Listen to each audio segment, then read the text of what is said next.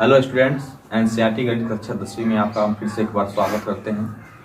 हम लेकर के आए हैं क्लास 10th का गणित, जिसमें हम लोग बात करेंगे वास्तविक संख्या के बारे में।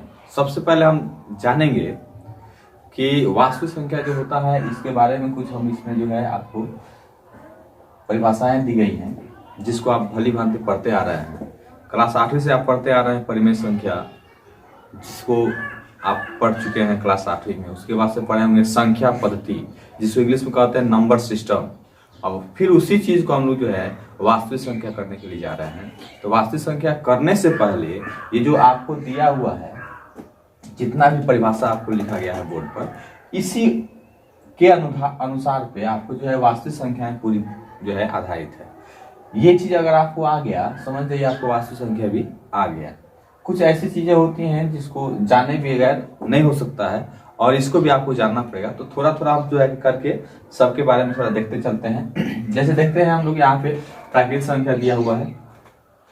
तो प्राकृतिक संख्या क्या होता है, तो कह सकते हैं आप गिनती की सभी संख्याओं को हम लोग प्राकृतिक संख्या कहते हैं। यहाँ पे कह रहा है कि प्राकृतिक संख्या जो है इंग्लिश में इसको नेचुरल नंबर कहते हैं, और इसको हम शॉर्ट फॉर्म में एन से सूचित करते हैं। फिर आपके पास कोई संख्या दिया गया है, जैसे कि आपको यहाँ इसमें संख्या दिया हुआ है कि n equal to 1 2 3 4 5 dash dash dash, ये आपको अनंत तक जाएगा। सपोज दैट मान लीजिए कि हमारे पास एक यहाँ पे मार्कर है, इस तरह से और भी सारा मार्कर हो सकता है आपके मेरे पास।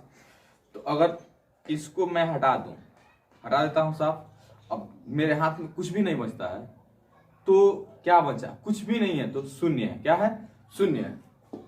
इसका मतलब ये हुआ कि इस संख्या के पहले अगर हम जो है कि यहाँ पे शून्य लगा देते हैं तो ये n हट जाता है, और n के जगह पे क्या बन जाता है? w आ जाता है। यानी क्या बन जाता है बाबू? पूर्ण संख्या बन जाता है। उसी प्रकार से आप इसको देखिए, पूर्णांक संख्या, जिसको इंग्लिश में हम कहते हैं इंटीजर्स नंबर। यानी ये जो होता है इसको हम डिनोट करते हैं, यानी सूचित करते हैं z से। ये जो होता है इसमें ऋणात्मक संख्या भी होता है और धनात्मक संख्याएं भी होती हैं। तो ऋणात्मक संख्या शून्य और ये धनात्मक संख्याएं जो होती हैं, इनका ये सम्मिलन होता है, और इसके सम्मिलन से जो है पूर्णांक संख्या का निर्माण होता है। अब जो है हम इस थोड़ा आगे की तरफ चलते हैं। परिमेय संख्या, आप जानते हैं कि परिमेय संख्या को हम इंग्लिश में क्या कहते हैं? Rational number. और इसको सूचित कर रहे हैं कि क्यू से हम सूचित कर रहे हैं। परिमेय संख्या को हम लोग क्यू से सूचित करते हैं। और यहाँ पे आपको जो दिया है परिमेय संख्या होता क्या है, तो वैसी संख्या जिसको हम p बटा क्यू के रूप में लिख सकते हैं। यानी कहने का मतलब है हम p बाई क्यू के रूप में जिसको लिख देते हैं वह क्या हो जाता है? परिमेय संख्या होता है। आप अगर देख रहे हैं यहाँ पे p बाई क्यू के रूप में है परिमेय संख्या। सपोज दैट हमारे पास एक एग्जाम्पल हो जाता है परिमेय संख्या में, यह हमारे पास 5 दिया हुआ है, तो क्या यह परिमेय संख्या नहीं है? है। क्यों है? क्योंकि इसके बटा में कुछ नहीं दिया हुआ है, तो बटा में क्या है? 1 है। इसका मतलब ये हुआ यह p है और बटा में q है। यानी हम इसको कह सकते हैं कि p का जो मान है 5 है, q का जो मान है कितना है? 1 है। अर्थात यह जो संख्या 5 दिया गया है वह क्या है? परिमेय के रूप में है। उसी प्रकार से बहुत सारी संख्याएं आप लिख सकते हैं कि परिमेय संख्या 2/3 भी लिख सकते हैं, 0/1 भी लिख सकते हैं। बहुत सारी संख्याओं को आप लिख सकते हैं। जो बटा के रूप में रहता है उसे भी हम परिमेय संख्या के रूप में ही रखेंगे और उसकी श्रेणी को देखेंगे। और यहाँ पे जो है अपरिमेय संख्या जो दिया हुआ है, इसमें ये होता है कि जिसमें संख्याएं जो होती हैं p बाई क्यू के रूप में नहीं रहता है, उसे हम लोग क्या कहते हैं? अपरिमेय संख्या कहते हैं। यानी कहने का मतलब p बाई क्यू के रूप में नहीं हो। माने जैसे कि हमारे पास एक संख्या दे दिया, क्या दे दिया? √5।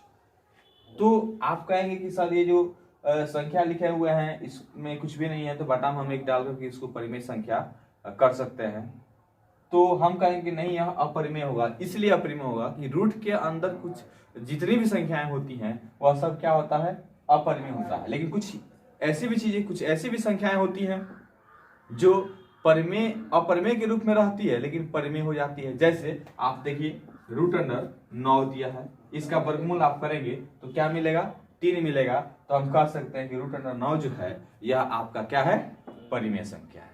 इसलिए हम इसको बात कर रहे हैं और इसकी बात करते हैं अपरिमेय संख्या को, इरेशनल नंबर जिसको कहते हैं, इसको हम लोग QC बोलते हैं, सूचित करते हैं QC से।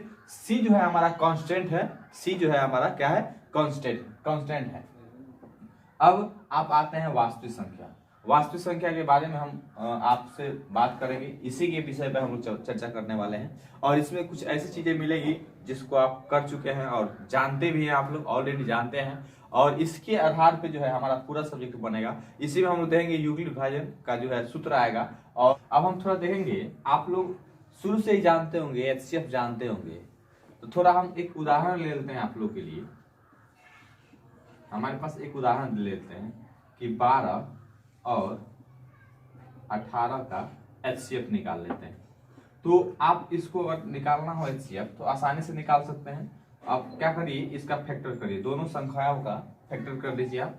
तो सॉल्व थोड़ा यहाँ से हम करते हैं, इस पर आप थोड़ा ध्यान देंगे कि 12 है, 12 का हम फैक्टर करना है। तो 2 से करेंगे तो 6 हो जाता है, यानी 6 हो जाता है। फिर यहाँ पे 2 से करेंगे तो 3 हो जाएगा। फिर अगर आप 2 से करते हैं, सॉरी 2 से होगा नहीं, 3 एकम 3 हो जाता है। तो देखिए 12 बराबर 2 गुणे 3 हो गया। अब जो है कि हम 18 का कर लेते हैं, 18 का किए तो 18 को करेंगे तो 2 से करेगा तो 2 9 18, 3 त्रिका 9 और जो है 3 एकम 3 हो जाता है। 18 को हम यहाँ पे कर लेते हैं, 2 गुणे 3 हो गया। अब जो है 12, ठीक है ना, और 18 का एचसीएफ हम करते हैं। तो 12 और 18 का एचसीएफ क्या करते हैं, जो कॉमन होता है उसको हम ले लेते हैं। तो यहाँ पे देखिए, इसमें 2 है और यहाँ पर भी 2 है, तो इसमें ये दोनों कॉमन है, हम यहाँ ले लिए 2। इसमें 3 कॉमन है, हम यहाँ पे 3 ले लेते हैं, यहाँ पे हो गया आपका 3। देखिए यहाँ पे 3 है, लेकिन इसके जो है साथ देने के लिए इसमें कोई 3 नहीं है, इसमें 2 है, इसका साथ देने के लिए इधर कोई संख्या नहीं है, इसलिए हमारा यही एचसीएफ हो जाएगा। और एचसीएफ क्या होगा आपका, तो 2 में 3 से गुणा कर देंगे तो 2 3 6 हो जाएंगे। देखिए ये तो आपको आसान मिला कि इस तरह से संख्याएं आपको मिलेगी। आप समझिएगा कि बहुत ही आसान है, आसानी से बना सकते हैं, लेकिन बहुत सारी संख्याएं हो जाती हैं जिसका आप एचसीएफ कर नहीं पाएंगे। कठिनाई भी होती है, बहुत सारी कठिनाइयां भी हो जाती हैं।